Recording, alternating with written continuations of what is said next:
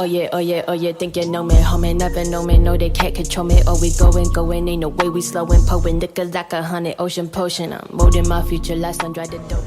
Welcome to Derail Podcast. This is your boy, Rob, without your boy, Andy. However, I do have with me a very special guest, Krystall Poppin. We are here today in honor of the release of her brand new album, Raw Gold Honey. KP, how you doing? Hey man, how you doing? I'm good. I'm feeling good. Thank you for coming. How's everything been? The release party is a hit. How has the outcome been so far of the release? It's been great. Like the feedback that I've been getting, the people telling me like what tracks they like, people just complimenting the party in general. Like it's been such good feedback and like good vibes all over, dude. And it's just making me so happy because I really did put in my in this, and I'm just like glad that people are, liking like my hard work. And, the feedback is what was expected. The feedback, yeah, definitely. You never want to be like, oh, I know people are gonna mess with this, but at the end of the day, like I feel like I did a great job on this project. You know what I mean? Like I worked hard, and everyone's saying that it's banging, so I love it. It is. I listen. I mean, I'm a fan. You and I have known each other for many years, and we met maybe 2011, 2012? Probably possibly? 2011, 2012, yeah, exactly. So we go back to the days when we used to drive clear across the city just to perform for 10 people, 12 people, and now you've been on tour. You have an upcoming performance opening for Cardi B. Yes. The album released today. Yes, sir. So you've made waves. Come a long way since the day one, right? Since the percolator. Yes. Bro. You were like there on my first show. The very first one. Very first show. Mm-hmm. That is correct. That's crazy. Time, tell me, ta. It's like the Mika, chop it, chop. Come dragon bar, come hard. On the streets, you don't roll with me. You can't keep it heard. Listen up. So I do have here down. You did have a bit of a slow start. Mm-hmm. In 2015, you released Atomic Comet, which was the single for the album Starstruck, which came out in March of 2016. Yes. It wasn't until 2 years later that you gave us Donuts and Blunts, August 11. Yep. And then 2019 came and you flooded. You flooded everything, all the outlets you could. You did tours with GT Garza from February to March. Yep, but absolutely. At the same time, you released Timita, you released FOMS, Sensa, Tuale, Jedi Flow, which is the single off of the new album, and you released this album.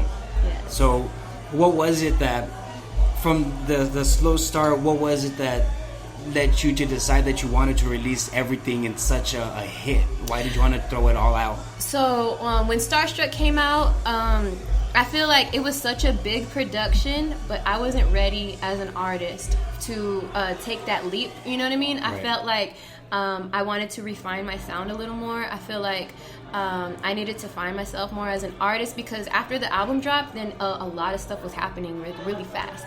Like people were like booking me for this and that, and like it just got hectic. And that was the first time that I'd experienced that, because before that I had never had a body of work. Like it was just rare singles here and there. You know what I mean? I was mostly being seen at shows. I wasn't really I didn't have too much content out. So Starstruck came out and I was like, yo, I want to take this serious. It's something I want to do for the rest of my life, and I don't feel like I'm ready. Right. So I took a step back. I voluntarily took a step back for an entire year. I deleted all my social medias. I took down everything, and I wanted a fresh start. Okay. So after it took me a while to find what I wanted to do and kind of discover who I am. And then once I felt like, you know what, I can do this. I believe in myself. Then that's when I started running. That's when I was just boom, I need to drop this, I need to drop that. And I moved into an RV, you know what I mean, with my manager. I just went all in once I decided. One of my lines that I say in Block, it says, I'm 24/7 since 2016. Which is kind of a foreshadow to the fact of in 2016 I dropped my album. I dropped Starstruck, then I took the step back, but then at the same time I decided that I'm going to go hard all day, every day, and I'm going to be an artist 24/7. Right. So that was the career. The music was the career. Absolutely.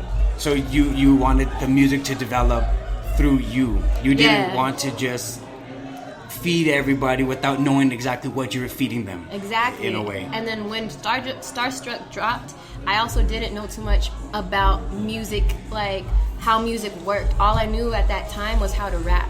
You know what I mean? And even then, I still felt like I had a lot to learn. So because I take it so seriously, I didn't want to just be like this, like force feed the listener whatever you can give them. You know what I mean? I wanted to give them substance. I wanted to speak my truth. And I feel like I took my time in order to make that. And I definitely feel that on Raw Gold Honey, I give you my truth. And it does show, it's very diverse. It is. Which is what I caught right off the bat. No two tracks are similar. No two tracks have a mirror effect. Everything from start to finish is its own thing. Definitely, and that's something I wanted to express as well, because I don't like to just make songs that like copy and paste. Like I would hate if I made another song that sounded exactly like Timmy Tar, like exactly like something else. When I approach music, I try to take a different, like I'm not like, oh, I know this pattern, I know how to do this pattern, let me just use this pattern. Right. I don't do that. I try to be like, okay, what can I do on this song? Oh, I can go in this way and that way. I don't really have a formula, like a set formula. Okay. You know what I mean? Okay. Which is actually leading to one of my further questions. Oh, nice. What's the formula? But I don't. there isn't a good, which The is formula- good because then it causes you to get comfortable. Yeah, exactly. And then people get bored of you. Right. You don't want to get comfortable. You want to keep surprising yourself. Yes. So like, so I felt like you said the formula, right? So the only formula that I do have is that I know how, like, the message, the platform that I want to stand on. That's really the only formula I have. So if you notice in Raw Gold Honey, I don't talk about sex. You know what I mean? Like everyone expects a female rapper just to talk about sex the whole time, and that's not my approach at all. I definitely feel like I stand my ground in every song, even though each of them are different. You can tell it's coming from the same person, right? For sure. Whether it's Faded Freestyle, giving you a nostalgic, like little like homie track, or like if it's Distracted, giving you like a love track, or if it's Way Too Close, where I'm giving you a killer. I call her Trigger. That's my like alter ego. Right. So if I'm giving you a Trigger track, you know what I mean? Like no matter what kind of vibe I'm giving or emotion, it's coming from the same human. Right. You know what I mean? Like, and I don't believe that just because you make a certain type of song, then you have to make that. Like, I make love songs, I make vibe songs, I make hard songs, I make soft songs. Like, I can make anything because I feel emotions in every different way. Right. You're not gonna let the media, or the media of the music, that is, you're not gonna let that define you so much as you are gonna define it. Definitely. It's not. Music is so flexible, and it's a living, breathing thing, like, so to be stuck in one way, it's just not my vibe. Right. Which is a good thing, again, back to not getting comfortable. Exactly. So you're on the road a lot. Yeah. Again, you packed up, you got into the RV, the Honey Whip, as respectively speaking, as it's called, and you went out and you went all over the States. You did the tour with GT Garza. Yeah. So being out, does it change the scenery, make it easier for you to write? Does it make it difficult? Absolutely. Like, being on the road, it gives you so much more perspective. It gives you so much more to talk about. Right. You know what I mean? Versus like when I wasn't on the road, when I was just making songs out of my room or in my home studio, you're in the same four walls all the time. You know what I mean? And to find inspiration, I had to like go to the park, or I had to like cruise around. You know what I mean? I had to draw the inspiration somewhere, versus now I'm on the road and I'm seeing different things all the time. I'm meeting different people all the time. I'm like networking. I'm seeing different scenes, different artists, and it's definitely giving me like this whole new box of tools to use in my music. So if you are an artist, I highly recommend you to travel, even if you're not moving as much. Like, if you don't have to move into an RV to travel, you know what I mean? Like, don't quit your job, pack up your shit and leave. No, you don't have to do that. That's just what I had to do. You know what I mean? Right. Everyone's journey is different, but I absolutely recommend an artist to move around a little bit. If you want to be an artist, go check out what LA's got, for a weekend, or go save some money and fly out to Houston and go find an open mic and just discover what you want. You know what I mean? Discover what you want out of your career. If this is what you want to do, then do it. You know, it's not gonna. You're not gonna get this sitting on a couch. Which makes a lot of sense because you're not gonna find the beat of your. You're not gonna find the soul of your medium until you look for it. Yeah, and another thing that the road provided me was struggle. And I definitely feel that the rawest form of art comes from that. Absolutely. You know what I mean? Yeah. From the story that you can tell out of your struggle, and people can relate to you the most through that. Because everyone struggles. Even the richest person in the world struggles in some sort of way. Whether you think that their struggle is not as hard as your struggle, at the end of the day, humans, they go through shit. You know what I mean? So speak your truth, speak your struggle. People need to hear that because people are going through the same things you're going through, believe it or not. Right. And with that, we all long for connectivity. Yeah. That's what the human experience is about, connection. Exactly. And then I think we as human naturally we connect more through struggle than through positivity. As weird as it is, or just like success in general, because I think people think success is so far-fetched. You know what I mean? So the default emotion for a human is struggle. You know? Yeah. So. And not only that, I mean, we look at it every day. We're attached to our phones. You know, it's disconnected, man. We're disconnected. We're hyper connected so much that we're disconnected from one another. Yeah. We it's a huge argument of mine. I'm not a social media guy. I'll get on a couple minutes and get off because I've seen what I need to see. I don't.